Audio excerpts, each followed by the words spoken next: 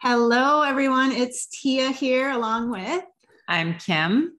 and we are excited to have another conversation for Masks Off. Absolutely. And as always, we start with a quote, and we both just love this quote. It's a little longer than normal or our typical ones, and it's by Paula Darcy. Does the river try to please a tree? Does the bird try to please a stone? In nature, things are simply who and what they are. A tree trying to please the river would be ridiculous. But I wonder, isn't that what I do? What if I put all my energy and power into being me instead of someone's version of me? Nature's so wise. So wise. I love listening to nature. Oh, You know, I can sit here and say why, and that's right. resistance, right? Why did this have to happen? It just is what it is. And I think it's the course for most people. And I'm going to just indulge it because it's where I'm at. Like, why? Like, I think when I was really young, I knew this, but lost it, forgot it. Right. And then like wore the biggest people pleaser mask. Like that was one of my biggest masks. And I can honestly say now I feel like I've turned a corner and the people pleaser isn't quite as strong or prominent as some of my other ones. But why in God's name did I even forget it in the first place? Like, it's so sad, really, if you think back on it, because when I was little and I'd play in the snow and I would go to the playground, and I can even remember like playing kickball. Like if I wasn't really good and I remember being athletic. I was always athletic. So if I kicked the ball really hard, which I did, or ran really fast, then I knew I would get picked on the team again. Right. So in a sense, that's a form of people pleasing because I'm trying to just be accepted and please the other, that if you're a good, strong player, they're going to like you more. And if I'm not, then I'm not, right. Then I'm not accepted. If I'm not a good player. And then even though that would just be like in my own free time playing kickball. So first of all, I lived on a street where I lived right across the street from my elementary school. Oh, wow. Like that was freaking fun. You know what I'm saying? Like, I could literally get up and just walk out the door, K-5, like last minute, go home for lunch, every day. Cause all I had to do was cross the street. Yeah. But what was really great about it was also like a playground in my backyard. Essentially a big playground with, big field for kickball. And I think I told the story about how I used to shimmy the walls and climb around the school. Like that you can't even picture it, but it's crazy. I was definitely like a tomboy. So, but what I would do on the playground when school was out of session translated into school, because then when you're playing kickball during gym class and then they pick two people to be captains and have to pick, then the kids kind of know like, oh, Kim's really fast or Kim's it, so I will pick her. But if not, then you don't get picked, and like you feel rejected. So totally. So those were like the beginnings of me trying to please and just be included. Because you're looking to the outside for that fulfillment and acceptance. Yeah.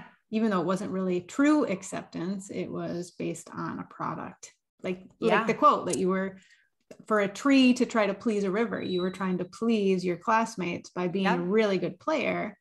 Yep. Even though you love sports on your own, you were worried about what others thought of you. And so you had to be the best. I used to love just playing kickball for the sake of playing kickball, or riding my bike, or climbing up the pole of the swing set and, doing somersaults on the top bar. Like I just loved challenging and pushing myself and just doing it because I loved it. But then there was this added piece.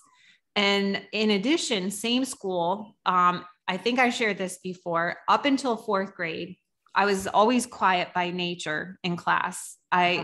Even there, I was probably a people pleaser. I was not one to disrupt or interrupt the teacher, or get called out. I would never raise my hand. So it was that not seen, not heard kind of Right. thing. And therefore I felt very invisible, very, very invisible. I was really quiet and shy. And then in 5th grade, when my mom went to the parent teacher conference with my teacher and said, she's average, but she is operating way under her potential. And I don't know really what it meant when I took that in and heard him say that, but I did start to apply myself. And then I started to get the good grades, and then I started getting the validation. So then I really started to please. Oh, okay. If I get 100 on this test, or I get the teacher's going to say, oh, good job, Kim. And I get the big smiley face and the big all over the paper. And then I would take my report card home, and mom would be like, so excited.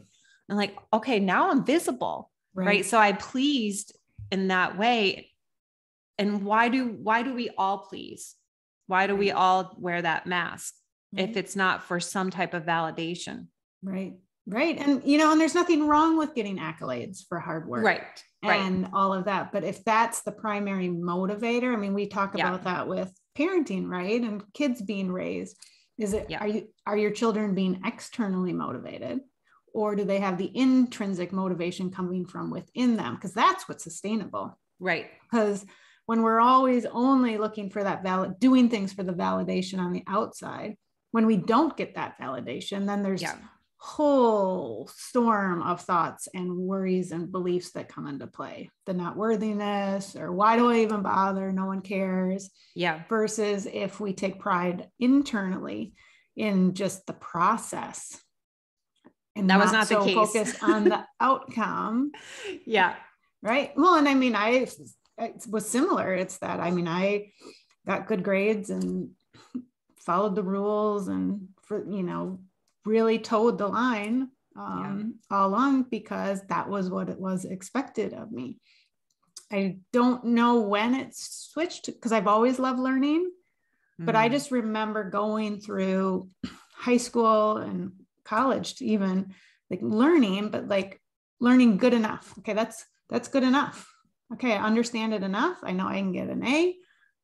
I don't need to do anymore. We're instead of going like, and you were okay with that. Like you didn't have to be a perfectionist. So you knew even then that the grade just really didn't identify who you were. Well, I did enough to externally get the grade that was needed. Yep. Rather than like now when I learn, I want to understand it. I really want to like integrate the work. So I learned, particularly in college, like, okay, I know exactly this teacher or professor writes an exam this way. I know how to do the exam, but I don't actually truly understand the application of some of the concepts. Right. Because it was like, it's good enough. I got the grade. I don't need any more. Yep. And I also think a lot of that was, I wasn't really truly, my heart wasn't in what my degree was. I was getting the degree that was going to provide, there would be a job at the end, and the job would be well-paying engineering, so it was, so I think if I had followed a different path of actually something that my heart was in, then of course I would have learned it in a different, deeper level. Right. But I do feel like I didn't learn the material as well, because I was literally going for, okay, as long as I get X grade in this class, I know I'll be fine. And that's good enough. So did you pick engineering to please? Was that a people pleasing? I was always told, if you're going to, well, first of all, going to college wasn't an option. That was a given. Yeah. But don't go to college and get a degree that isn't worth anything at the end. And whose expectation was that? Mom? Family and and external. So in a sense, you were pleasing them to meet those expectations. Correct. If you chose not to go to college, what would that mean in your family? Great question. I don't even have an answer for that, because I think now maybe it would be different. I don't know. Maybe it won't. But it was just, you get an education. There's no question about it. I'm sure I would have been a disappointment, but also would have been supported in the way of, well, I love you no matter what. but I know there would have been an underlying, okay, when are you going to go back to school? When are you going to go back? You know? Yeah. And I say that with, you know, where each person was on their own path. That's not coming from a place of judgment or feeling unloved. It just was expected. Right. And so there's those expectations that come into play. So that people pleasing and whatnot, because I don't want to be responsible for upsetting another person, especially someone that I care about and I know loves me. Well, and that's key, I think. Let's underscore that and talk about that whole part about we don't want to upset someone or disappoint someone, and how opposite that mindset is from this quote. Totally. Because does the river care about disappointing a tree? Does the bird care if it pleases the stone or whatever the quote is saying? Right. They don't even think about it. They just are. So why are we so different? Thing. Why is it so different for us? Why do we care? Where does that come from? And it's interesting because I imagine a lot of people not on the path would be like, well, we have a brain. A tree doesn't have a brain. You know, a stone, you know, they don't have conscious choice, but it's the synergy, right? The tree is not comparing. The tree is not. So I think obviously it comes into play because we do have a conscious brain. Right. You know, and I know you can speak to that on a deeper level. Yeah. But it's that conditioning. You know, what would it have been like pre-civilization for humans in that old time hunter-gatherer mode? I'd be curious to know, were there expectations? Were there things put upon? Because I would imagine there was to some extent, you know, because the men typically were the hunters and the women were typically the gatherers. Yeah. If a young boy wasn't a good hunter, was there this expectation? And was he okay to be a gatherer with the other female? With the women instead? Probably not, is going to be my guess. Yeah. I don't know. It's something I'm curious now. I know. How far back does conditioning go? I mean, obviously we have a lot more layers of conditioning just because of the interconnection of, we understand, like, we know what's happening throughout the world. We have a different, wider viewpoint. Yes. And then politics and capitalism and all that throws in. And we're more civilized too, you know, I think, don't you think? A little more advanced, or depending how you describe. How you identify with civilization. I meant in a technological kind of way. There's just more, you know, with the sport, there's just so much more conditioning with sports and school and stuff that they didn't have way back. There's more opportunity for that conditioning now. Yes. Well, and then, I mean, if you even do like the historical aspect, the colonization, all of that, I mean, that brings a whole nother element versus indigenous people didn't have someone come in and take everything. Yes. Literally everything from them. Yeah. You know, and now we have that still going on in different ways, but I mean, when you think about people pleasing and you think about like what you were just sharing in schools, and I was sharing similar with the education aspect. I mean, I think education can bring in a lot of challenges because of the grade, the testing, and all of that. There's so much emphasis put on that. And what are you going to do? I mean, we start asking little kids that at tiny ages. Yeah. What do you want to be when you grow up? How are they supposed to know at 4 years old what they want to be when they grow up? Absolutely crazy. So it's already being placed on them to people please. Like, because if depending on the family, like, you know, oh, I want to be this, and it's really cute and funny until now it's not cute and funny anymore. Like, oh, well, artists don't make any money. Right. You know, that's not good enough. Well, but who says it's not? Because you have a judgment around what an artisan's life is because it's not a lawyer or a doctor. I mean, I can't help but keep so young. Yeah, I know. It's absolutely ridiculous to me that it does happen that young. And as you keep talking about, I can't help but to just keep thinking about a show that I do watch, Blackish. And so for anyone who does or doesn't watch the show, Rainbow is the mom and she's a doctor, and Junior is the oldest kid. And so he and Dre, the dad, went to Howard, and, you know, Junior got accepted into Howard University and he got accepted into Stanford. And of course, Rainbow, the doctor mom, wanted Junior to go to Stanford. You're going to follow and she literally has there's this scene where she's like, but Junior, I envision you being a doctor just like me. Our plan was always for you to be a doctor just like me. And Dre is like, you know, I want Junior to go to Howard. I want him to know his, you know, Black culture and HU, you know, and he's doing it. So it's like so funny. And Junior chooses to go to Howard, but he only stays for 3 days and he comes home and he doesn't want. And so he's like, I'm taking a gap year. Well, right from there, Rainbow mom was like, gap year? What is gap year? And there's this big long skit about what gap year is. Right. And it turns out that even after the gap year, Junior doesn't go back to school at all. And Rainbow has a hard time. And she literally in the episode wouldn't even talk to him. Aww. Wouldn't talk to him. I mean, eventually came around because, you know, there's always like in these sitcoms, there's always like, you know, a lesson to be learned. And she comes around and realizes how unconscious she was and the expectation that she was putting on him. Right. But it just goes so in alignment with what you were sharing about your own family situation about the college. And you could see, you know, the acting was amazing because he was like, felt so bad about himself that he was disappointing mom for not being a doctor. And even at one point he was working like, I don't want to say, just a minimum wage paying job.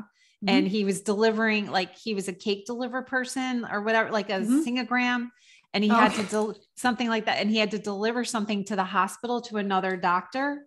And just before Junior came in, Rainbow was saying how, you know, Junior was, he's going to be working like for Google or something, like she made up a story because she couldn't tell her colleague that her son wasn't, you know, polished following the path. And there he walks in with the cake and caught Rainbow in a lie. And she's like, you know, so I just bring that example in because it really illustrates the expectations, the conditioning, and how and why the people pleaser mask gets developed. Right. That's how it gets birthed.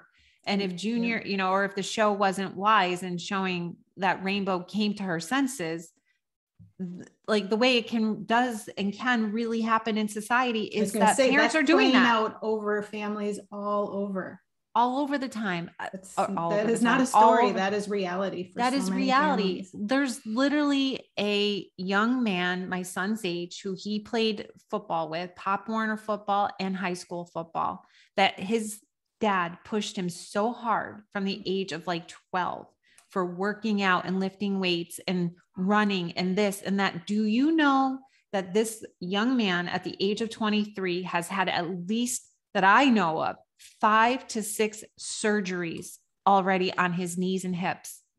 He's 23 years old. And his dad's plan was that he was going to go to the NFL. He is like 5'2". And not to say that short guys can't play in the NFL, but not from around here and not with the talent that, you know, he was unusual. Good, but for him to go to the NFL, 5 surgeries. And what's that going to be like when he's 40, 50 years old? And I don't even know if he plays football at this point in time right now. And everything was thrown into that. So there's another expectation. All that working out to please who? His dad. Right. Why couldn't he just be?